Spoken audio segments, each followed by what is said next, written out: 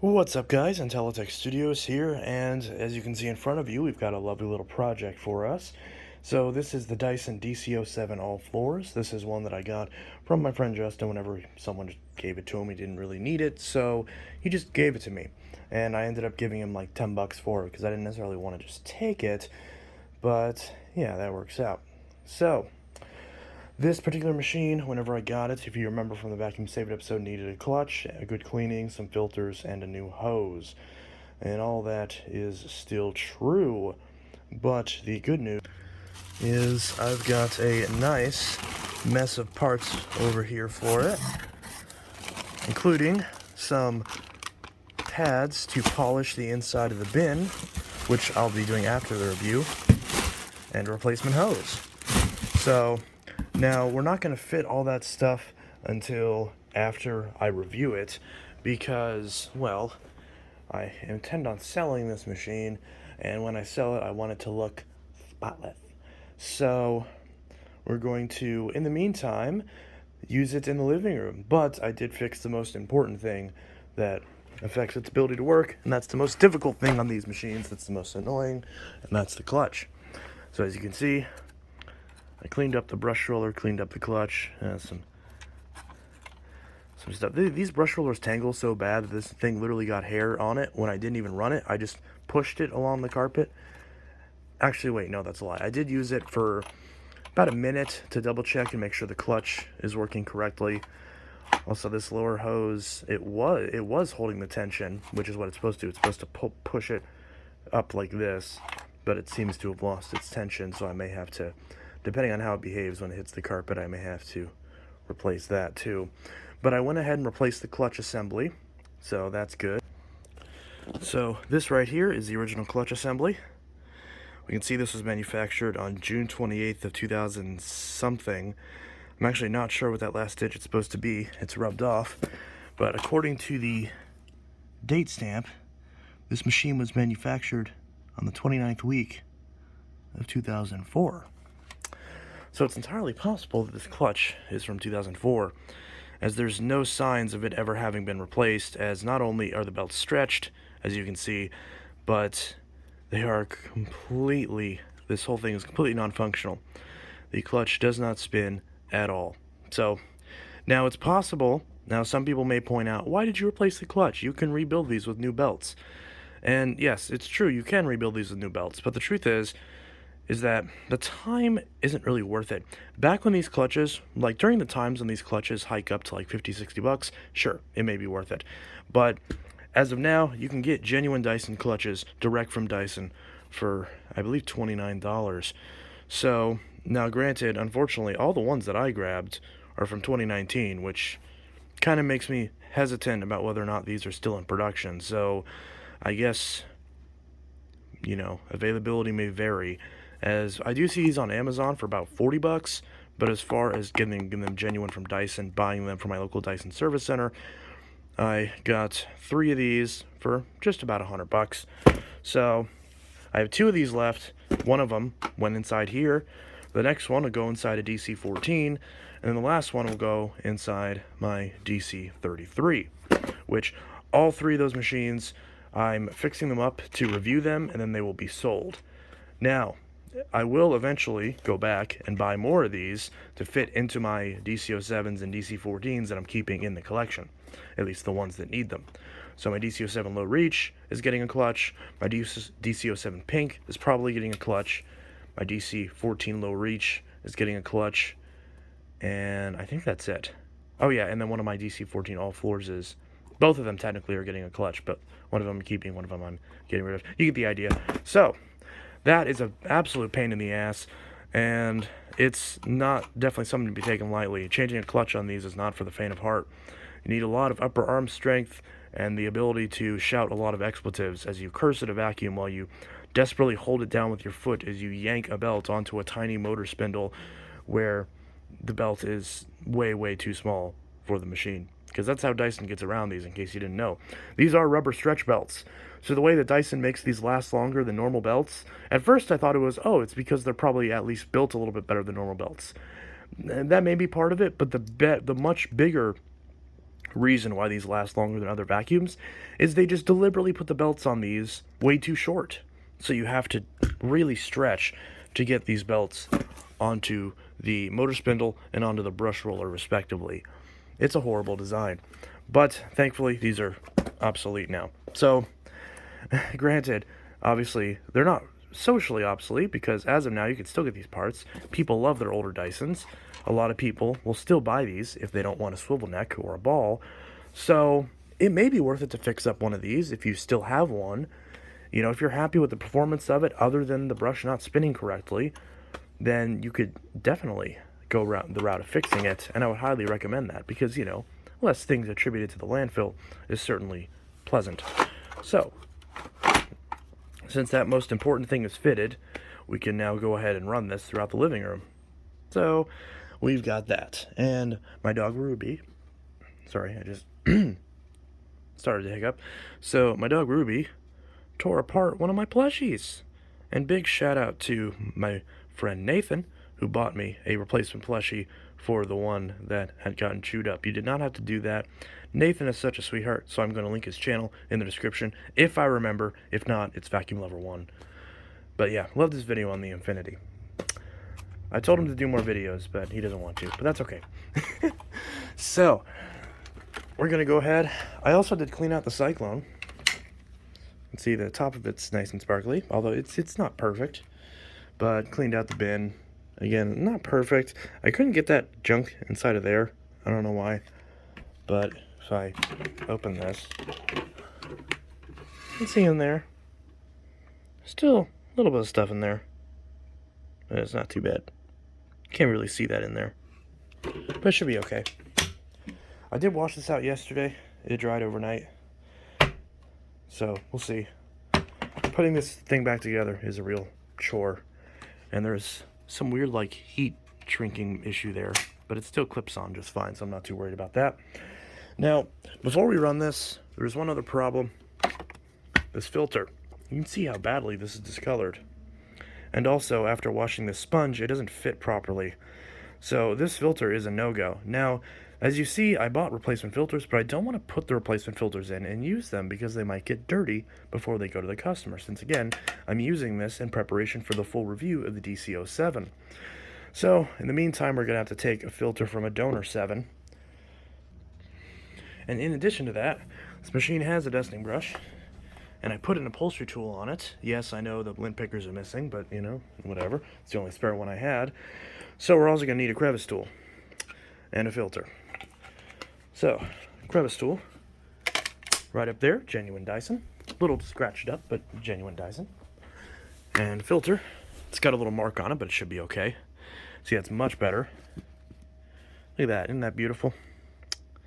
Yeah, that's much, much, much better. And it's genuine Dyson.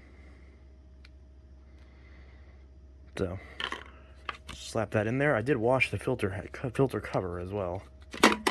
That's pretty good. Still need to get the scratches off of it, but in the meantime, this will work. Just gonna click that right in there. Again, you can see the big difference. This filter is very clapped out.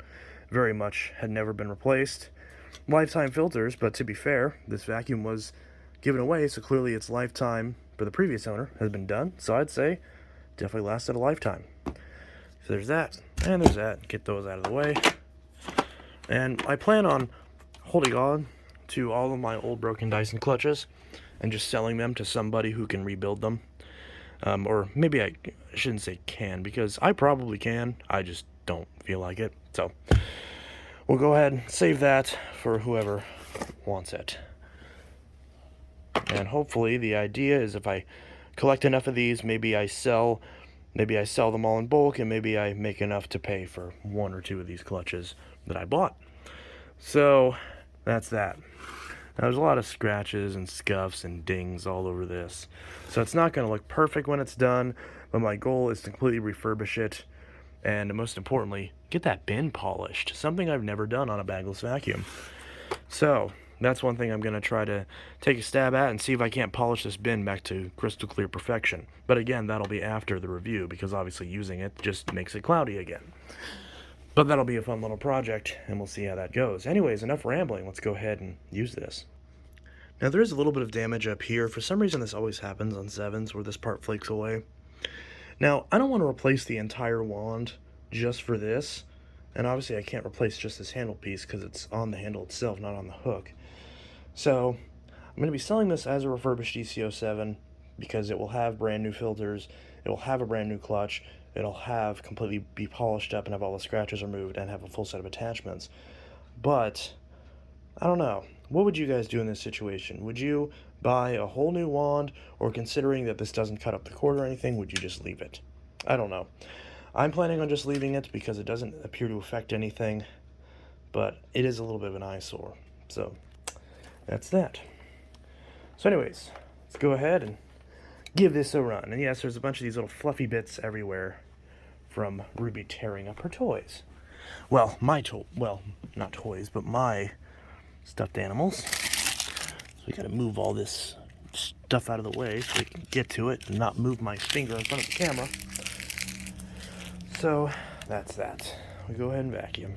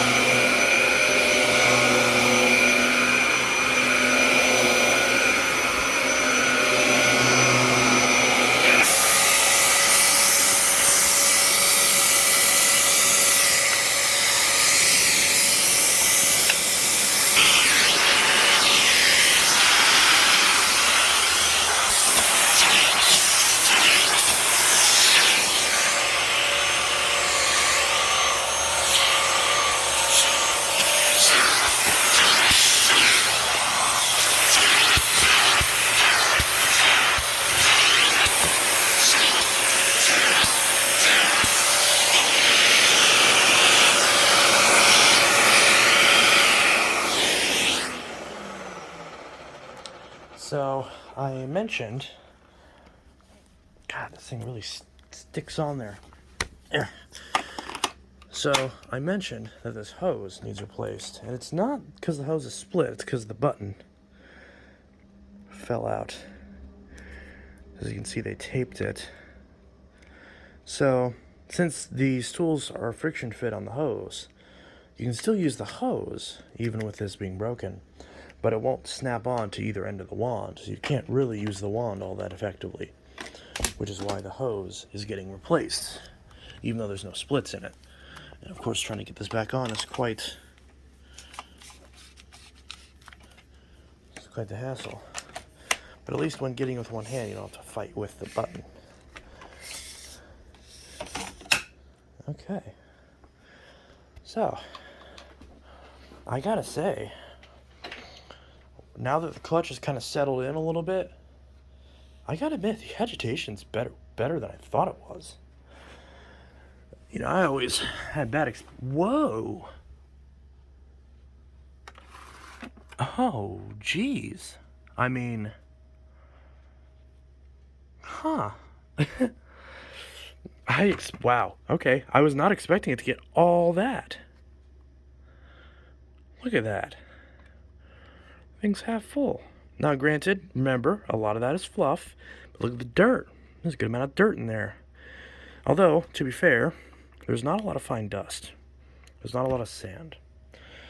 So, this machine generally does good at getting up pet hair, at least whatever doesn't tangle in the brush. It does good at getting up, you know, hair and material out of the carpet. It does all that just fine. But fine dust, it doesn't get super well. Or at least it doesn't get enough to register, because whatever little bit is there is clearly enough to where it's all going through the cyclone, or getting stuck in the cyclone, I should say. Because it's not in the bin, and it's not in the filter. Filter looks perfect. I mean, there's what? One little speck of something. A little speck right there. That's it. I guess a couple little dirty spots, but that's not bad at all. Not bad at all. So, and remember, you always got to make sure to get these back in correctly. These filter covers, because so many people put these in wrong. This is supposed to be flush right here. So yeah, and I feel like the performance will be a little bit better when I replace that HEPA filter, because that HEPA filter is obviously putting a good amount of back pressure on the machine, which is not good for the motor. But if it ran like that for however many years, running it like that for a couple more days is not going to hurt. So, I gotta admit, those results pretty dang good. I mean, not amazing, but certainly better than what I thought it was going to be. I didn't think it was going to get crap. So, with the new clutch, the DC07 is pretty good, I gotta say. And for some reason, even though they should be the same design, I feel like the 7 cleans much better than the 33. But that doesn't make a lot of sense when I think about it, because the 33 should be better, or at least they should be the same. Because they're both clutched Dysons with relatively the same amount of power. I mean, the Dyson has the 07 has one more amp, but I don't really see how that should have any effect on things. But to me, it seems like the 7 cleans a little bit better. But who knows? So, with that in mind, I will be daily driving the Dyson DC07. Oh, I guess there is a little bit of fine dust in there, but not a lot. I will be daily driving the Dyson DC07 for the next few days to a week in preparation for my full review of Dyson's first bagless vacuum to hit the US market. And in celebration of this machine being old enough to drink now, because this machine, at least in the States, was released in 2002. It's currently 2023, so this thing in October will turn 21 years old. So, I mean, this particular one isn't. This particular one is 19 years old, but still pretty good. And this thing's in pretty good shape for 19 years old, even though it is all scuffed up to heck and back. But, you know, I was able to replace the clutch. The plastic didn't go brittle, at least not brittle enough for it to break. So that's the biggest problem with these old 07s. When they've sat out in the sun or in a UV-filled environment, they tend to break. But this one, thankfully, is a lot luckier. This is the exact model, by the way, that my mom has, and she still has it to this day. I want to try to get it from her at some point, since it's very sentimental to me. I don't know. I might just have to give her a new one. Take her old one. But yeah. So, that's that. So, I'm actually pretty happy with how well that cleaned. It almost feels like that changing the clutch might have been worth it. But yeah, so if you want this machine, it will soon, after the review and after it's cleaned up again, will be offered for sale. So that's pretty much that. Anyways, this is Intellitech Studios signing out with my living room vacuuming video of the Dyson DC07 all floors. And there will be a special unboxing coming very soon. So anyways, this is Intellitech Studios signing out. I'll see you guys in the next video, and I hope you all have a good one. Peace.